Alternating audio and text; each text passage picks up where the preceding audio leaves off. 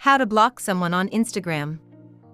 Hi everyone, welcome to this tutorial where we will guide you on how to block someone on Instagram. To block someone on Instagram, follow these steps. Launch the Instagram app on your device. Navigate to the profile of the person you want to block. You can do this by searching their username in the search bar at the top of the app. Tap on the three dots, midline horizontal ellipsis, in the top right corner of their profile. A menu will appear. Tap on Block from the options provided. Instagram will ask you to confirm that you want to block this user. Tap Block again to confirm. Once you've blocked someone on Instagram, they will no longer be able to see your posts, stories, or profile. Additionally, they won't be able to send you direct messages or interact with your content in any way. Thanks for watching.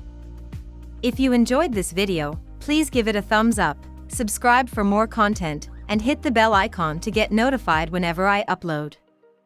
See you in the next one.